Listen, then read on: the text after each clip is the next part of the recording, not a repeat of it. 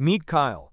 Kyle considers himself a rational player in the global theater of consumption. He has just finished a video about the magic of compound interest and decided to reward himself with a new pair of sneakers priced at $200.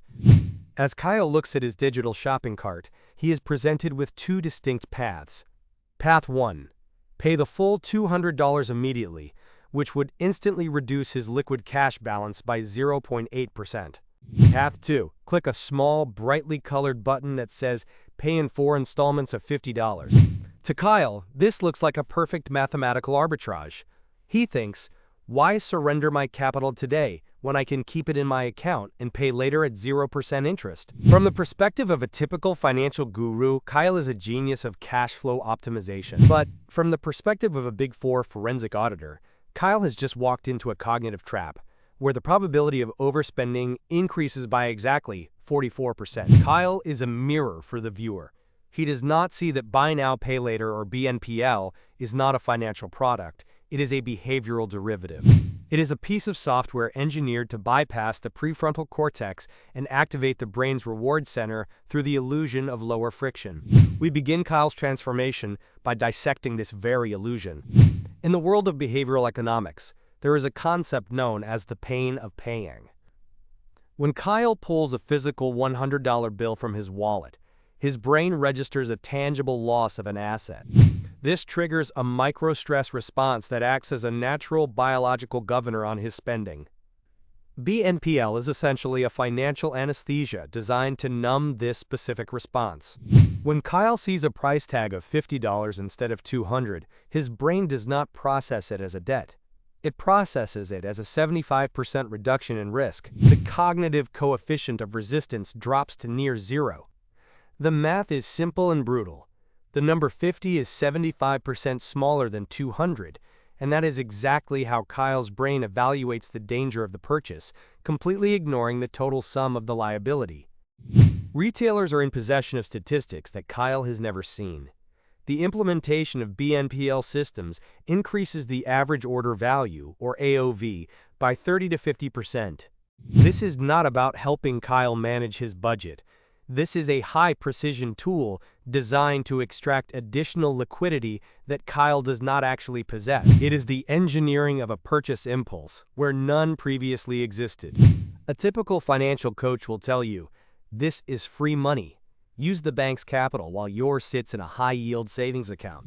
Let us perform a forensic audit of that statement. If Kyle buys those sneakers for $200 using a 2-month installment plan, and his savings account yields 5% annually, he will earn exactly $1.60 in interest on the retained balance. That is a gain of 0.8% of the purchase price. However, the statistical probability that Kyle, seeing a cheap entry point, adds an $80 hoodie to his cart is approximately 40%. As a result, instead of saving money on the spread between the loan and the deposit, Kyle has increased his total expenditure by 40% compared to his original plan.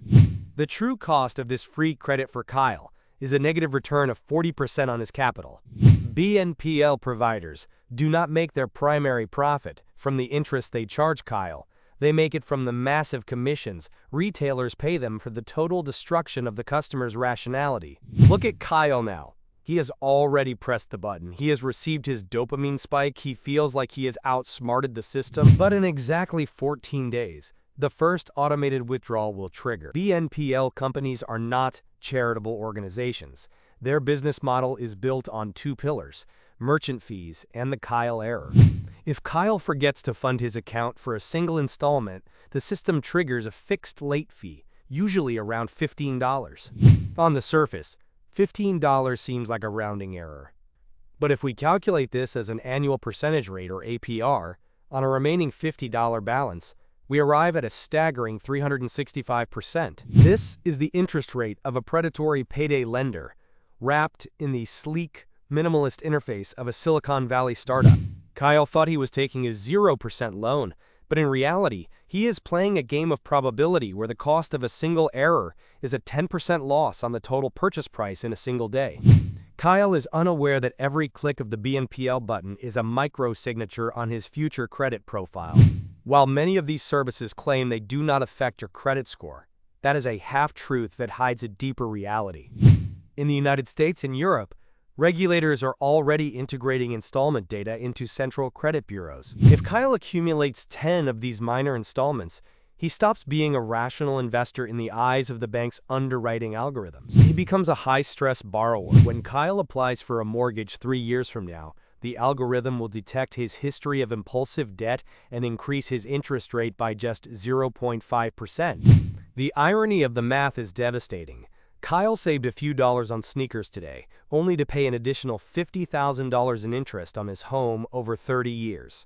This is a derivative of a delayed financial catastrophe. Kyle is not just buying shoes. He is shorting his own future creditworthiness for a temporary dopamine hit. Kyle walks through a modern shopping mall and sees BNPL logos plastered on every storefront. He sincerely believes these fintech companies are digital Robin Hoods, providing him with free leverage. But let us perform a forensic audit of their revenue streams. The primary profit does not come from Kyle. It comes from the merchant. The retailer pays the BNPL provider between 3 and 8% of the total purchase price. For the store, this is a mathematically justified risk. They surrender 8% of their margin to increase the probability of converting a visitor into a buyer by 20%. But where do these 8% come from? In a zero-sum economy, the retailer simply bakes these costs into the final price of the product. This means Kyle has already paid a hidden installment tax in the form of a 5 to 10% price markup, even if he chooses to pay the full amount up front. BNPL has created a system where rational buyers who pay with cash are effectively subsidizing Kyle's credit habits. It is a massive redistribution of capital from the disciplined to the impulsive, where the only guaranteed winner is the middleman collecting the spread. Kyle believes he is in control. He has one installment for sneakers at $50, one for headphones at $30, and one for a new jacket at $60. Individually, each amount looks like a statistical rounding error in his monthly budget. This is what forensic auditors call debt fragmentation. Psychologically, Kyle's brain classifies these expenses as minor because each one falls below his threshold of financial anxiety.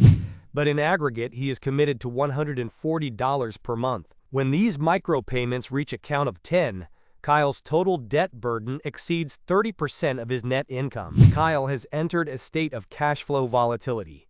Any unpredictable event, such as a $200 car repair, creates a catastrophic cascade effect.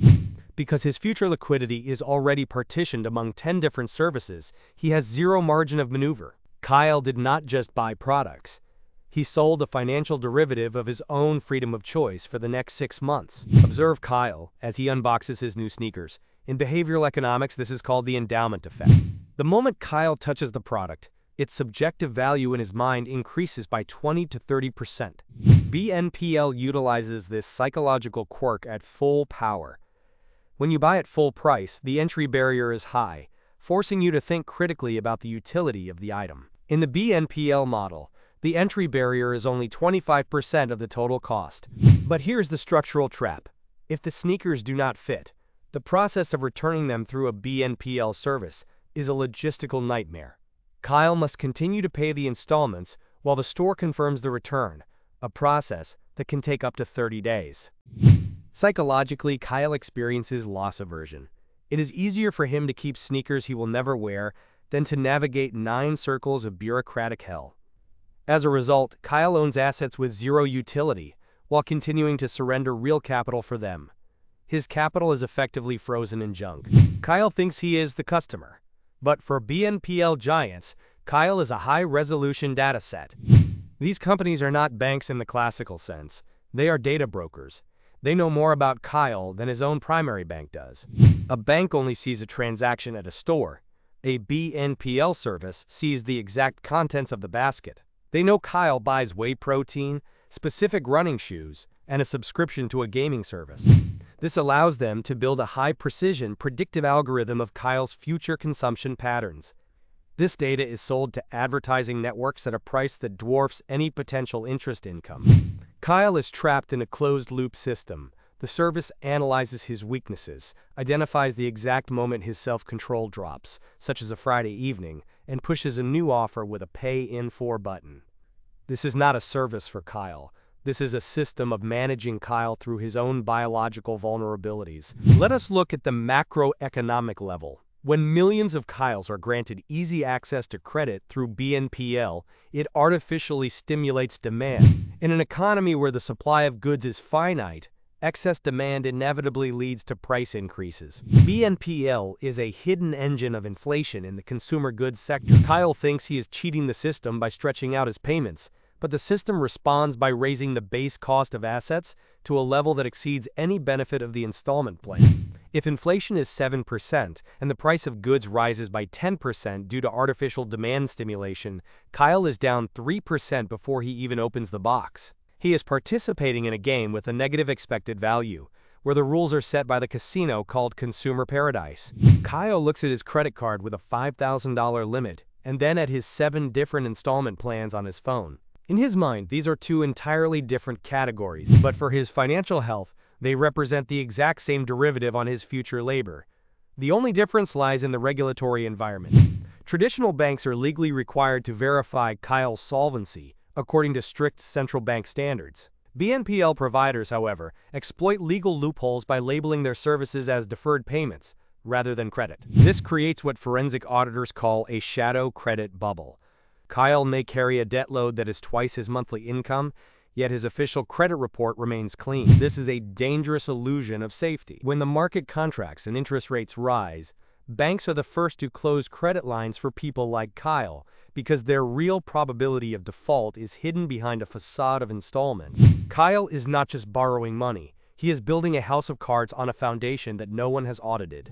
Let us observe what happens if Kyle misses a single payment. In a traditional bank, Kyle might receive a polite call from a customer service representative. In the world of BNPL, he is met by an algorithm. The first stage is an automated account freeze. Kyle is blocked from purchasing even a pair of socks until the debt is cleared. This is social engineering. The service uses the fear of losing access to easy money as a psychological lever. If Kyle continues to ignore the debt, his data is sold to collection agencies. But here is the nuance the gurus never mention. BNPL providers sell portfolios of delinquent debt at a massive discount, often 80 to 90%. This means Kyle's $100 debt becomes a commodity worth only $10 to a collector. Now Kyle is no longer dealing with a trendy app. He is facing a machine whose only goal is to squeeze $120 out of him to achieve a 1,000% profit on a purchased liability. Kyle has become an object of high-profit speculation. Kyle has become accustomed to seeing prices through the prism of 25%. His brain has undergone hedonistic adaptation. This is the process where the pleasure derived from new purchases quickly returns to a baseline level, while the financial obligations remain permanent. Previously, buying a new iPhone for $1,000 was a major event for Kyle that required months of planning. Today, thanks to BNPL, it is merely 4 payments of $250. The entry barrier has dropped, which means the perceived value of the item in Kyle's eyes has also plummeted. He buys more frequently, but experiences less joy. His dopamine curve is flattening, while his debt schedule is climbing vertically. Mathematically, this is lifestyle creep. Kyle is spending 40% more just to maintain the same level of happiness he had 2 years ago, with zero debt. He is running on a treadmill that is accelerating at the expense of his own capital. Now begin the transformation. Kyle sits at his desk, opens his laptop, and for the first time in a year he downloads the statements from all 7 services. He begins to calculate his burn rate, the speed at which he consumes his cash. He discovers that 32% of his net income is dedicated to paying for items he bought 3 months ago and no longer uses.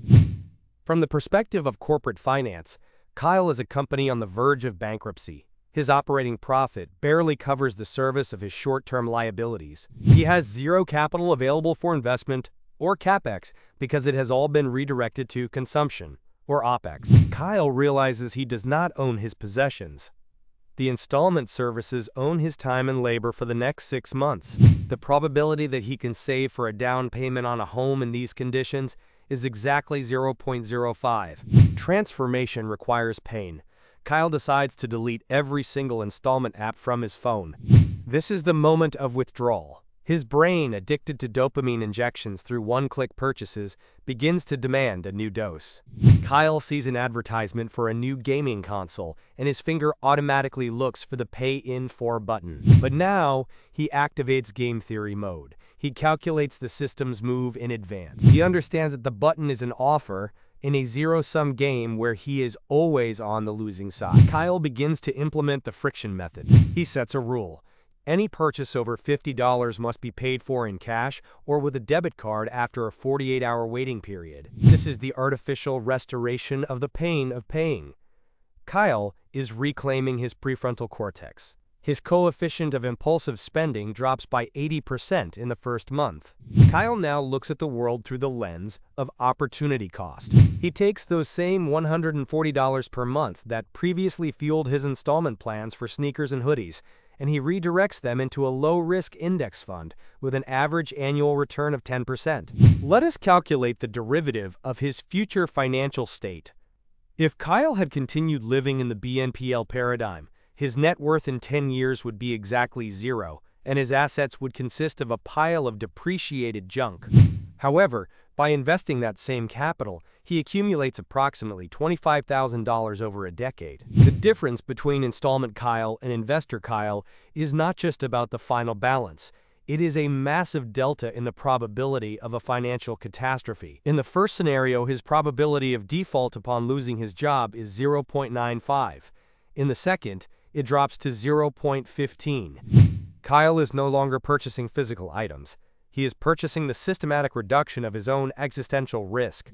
Kyle now understands the true essence of the BNPL business model. He recognizes that retailers are willing to surrender an 8% commission just to induce him to buy. Kyle asks the forensic auditor's question, "How do I extract this spread for myself?" He begins to seek out direct discounts for upfront payments. In many instances, by simply negotiating or finding a vendor who does not participate in the expensive BNPL networks, he can secure a discount of 5 to 10% immediately. This is pure mathematical arbitrage.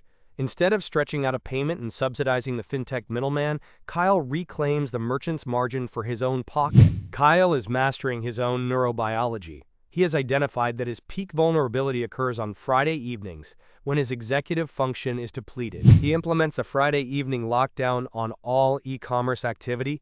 He removes the option of making an impulsive decision when his brain is least capable of defending his capital. This is the implementation of an internal audit protocol. Kyle no longer asks, "Can I afford the installment?" He asks, "What is the long-term ROI of this liability?" Within 6 months, Kyle's debt-to-income ratio returns to a healthy 10%. His shadow credit profile, once a liability, is now a fortress of reliability. Kyle has regained his financial sovereignty. He is no longer a data point for a BNPL algorithm. He is an operator of his own economic destiny. The dismantling of the debt trap is a mechanical process. It requires the courage to face the numbers and the discipline to stop the leakage of capital. Kyle is now anti-fragile. In a world of rising interest rates and consumer instability, he has built a buffer that thrives under stress. He has replaced the psychology of buy now, pay later with the mathematics of save now, compound forever. This is not just about sneakers or gadgets. This is about who owns the rights to your future. The question for you is the same one Kyle had to answer. Are you the operator, or are you the set of data? The illusion has been shattered. The free money has been unmasked as a high-precision extraction protocol. True wealth is not measured by the speed of your consumption, but by the thickness of your buffer between yourself and the unknown. Kyle is no longer a victim of the dopamine economy. He has reclaimed the silence of a debt-free mind. Discipline is the ultimate arbitrage. It is the only way to win a game where the house is designed to make you lose. End of audit. The system has been reset. Now the capital belongs to Kyle.